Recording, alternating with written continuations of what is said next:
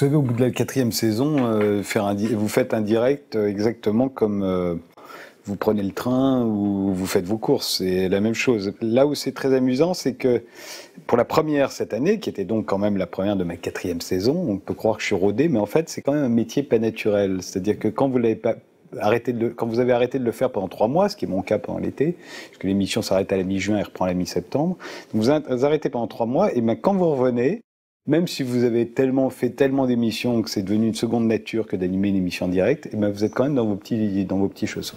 De l'évolution de Qaïda et pas simplement son discours. Cette émission est originale à plus d'un titre. Elle est originale parce qu'on ne reçoit pas les mêmes invités de toute façon. Et on ne met pas en forme exactement comme toutes les autres émissions dans le même genre de décor que toutes les autres émissions non plus. Donc les principales caractéristiques, pour ne pas rentrer dans les détails, c'est que déjà on ne fait pas un plateau où il y a des gradins avec du public derrière. C'est par exemple une originalité, ça a l'air de rien, hein. Moi je me souviens qu'au début on me demandait pourquoi les gens ils sont debout. Et c'était presque une hérésie qu'ils soient debout, alors qu'aujourd'hui on est au bout de 4 ans d'émission, 4 saisons. Plus personne ne me pose cette question-là, hein. Comme quoi les codes se changent aussi assez facilement. La particularité de l'émission, c'est que c'est la seule émission de débat où on a un animateur qui laisse les gens parler, ce qui se perd à la télé. C'est une espèce d'hystérie de poser des questions avant même que les gens aient fini de répondre. Ici, au moins, on a un animateur qui lance la problématique et après qui s'efface totalement et qui laisse les gens échanger entre eux. C'est parce qu'elle est en direct que vous pouvez faire les débats qu'on fait, que les gens viennent parce qu'ils n'ont pas peur qu'on les coupe après, que vous avez vraiment des gens qui normalement ne s'adressent pas la parole, acceptent de débattre ensemble. C'est parce qu'ils savent que je vais leur laisser finir leur phrase et qu'en plus ils ne seront pas coupés au montage. Donc évidemment le direct est inséparable de l'idée même de Ce soir ou jamais. D'ailleurs c'est contenu dans le titre, c'est Ce soir ou jamais. Dans Ce soir ou jamais, des invités exceptionnels, puisqu'il s'agit de 3 artistes français qui ont réussi à exploser les frontières de l'Hexagone. La grosse particularité de cette émission, vous qui faites une école audiovisuelle, c'est que sur toutes les émissions multicam, où on a la fameuse règle du triangle pour faire de l'interview, pour que les gens se regardent de manière cohérente, sauf que sur tous les plateaux, tu fais ça avec des grosses caméras. Et donc le problème des grosses caméras, c'est que tu es obligé d'être loin, pour pas les voir, pour avoir des plans larges sans filmer les caméras, mais si tu mets les caméras loin avec ce type de public figurant, le problème c'est que tu as des gens qui passent devant les caméras et c'est pas gérable. Donc notre à nous, c'est les caméras qu'on appelle les Pandores qui font les deux suspendus font les gros plans plus celle-ci qui fait l'autre gros plan. Comme c'est des caméras automatiques assez petites, elles sont en proximité, donc ça nous permet d'avoir les mêmes plans en étant plus près, donc du coup on a beaucoup moins de profondeur de champ et surtout ça permet de faire bouger le public sans qu'il rentre dans les champs des caméras. Je voulais pas placer comme ce qu'on fait d'habitude, c'est-à-dire des longues focales avec des caméras lourdes sur pied et après on libère tous les axes, ça veut dire qu'on interdit au public de passer dans ces axes, enfin au public, aux techniciens, à tout le monde.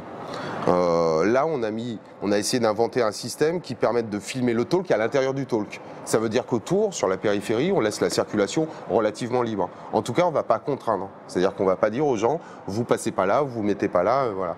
Parce que nous, on est déjà à l'intérieur, donc on sait filmer depuis l'intérieur ce qui se passe au talk.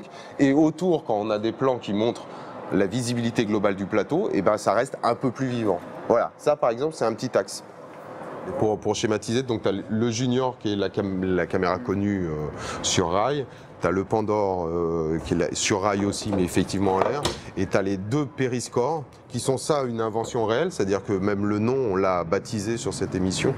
Au départ je voulais les appeler des frères Aurore mais je trouvais que ça manquait d'humilité et donc ils n'existent pas ailleurs, tu les trouveras sur aucune autre émission, qui sont en fait des mâts articulés mais aussi qui permettent de monter et de descendre pour s'adapter, non pas pour jouer le mouvement, hein, mais pour s'adapter à la hauteur de regard suivant qu'on fait des plateaux debout ou assis. Par rapport à ces automatiques-là, il y a 3 caméras portables en tout qui permettent de varier tous les plaisirs justement. En revanche. Mais justement en étant immergé, c'est-à-dire que c'est à la fois un plaisir de cadreur j'imagine, mais un plaisir tout court. C'est-à-dire qu'on est dans le public et puis tout d'un coup on veut regarder comme ça ou comme ça, peu importe. Parce qu'il y a des axes plus ou moins jolis, et après voilà. Je pense que ce qui est intéressant, c'est de jamais exactement proposer ce à quoi on s'attend. Un autre intérêt de cette émission, c'est cette particularité de finir systématiquement sur de la musique, en live aussi, ça nous permet une fois de plus de s'exprimer en lumière différemment sur un talk. On ne peut pas se permettre autant de fantaisie que sur une chanson, où là c'est vraiment c'est complètement open. Là, on fait ce qu'on veut. Moi je suis le chargé de production, c'est-à-dire que j'ai un rôle et administratif et technique pour l'organisation de toute l'émission. Et puis après vous avez toute la partie technique là avec le trucage, avec le truquiste, avec le réalisateur, la script, enfin une émission traditionnelle quoi, voilà. À partir du moment où... Alors donc moi je suis rédacteur en chef et donc pendant l'émission je parle à Frédéric, je lui donne les temps, je lui dis un petit peu ce qui est en train de se passer pendant l'émission, je lui dis tiens là tu pourrais peut-être aller de ce côté-là, on pourrait faire parler telle personne. En fait on parle très peu à Frédéric parce qu'il se débrouille tout seul, il connaît bien l'émission parce qu'elle a été normalement bien préparée avant, donc après ça peut être des impondérables du direct, des choses qui se passent ou faire venir des invités parce que maintenant dans l'émission on a parfois des invités surprises qui arrivent, donc ça veut dire que je lui dis tiens il y a l'invité qui est prêt, il peut arriver, mais en principe il maîtrise bien le contenu, on l'a bien préparé avant, donc voilà c'est comme ça à peu près que ça se passe. Je m'occupe de la sonorisation pour le public et pour les retours des musiciens. Donc ça se fait sur le plateau, c'est différent du car parce qu'on ne fait pas un son noble entre guillemets, c'est-à-dire que c'est un son pour le public, pour que les gens aussi qui sont sur le plateau puissent s'entendre entre eux. Par exemple, on assure aussi pour le journal, donc il faut que quand Carole parle pour le journal, il faut que les gens qui sont à la table et Frédéric Tadei puissent entendre. Le truc compliqué, c'est qu'ici, en fait, on gère et Frédéric Tadei et donc son émission, et on fait le soir 3 et tout le sport et le live, donc en fait, on n'arrête pas quoi. Une fois qu'on a pris l'antenne, on n'arrête pas jusqu'à la fin quoi. Ici, tout se fait d'ici pour le soir 3 et pour ce soir ou jamais. Par contre, Frédéric Tadei et ce soir ou jamais, c'est fait à partir d'un quart. Et le soir 3, c'est fait à partir de la régie qui est en haut au deuxième. Donc il y a un changement de régie sur le même plateau, ce qui est assez rare.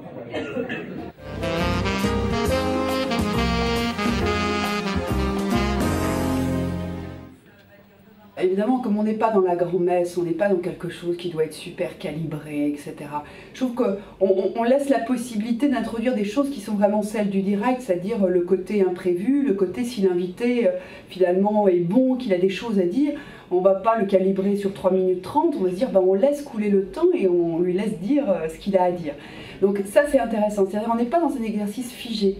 Et je pense que c'est tout ça, c'est à la fois invité, le décor, la position presque physique des gens invités, le soir, 22h30, on est dans un horaire où les gens sont prêts à se poser un peu plus longuement sur une interview.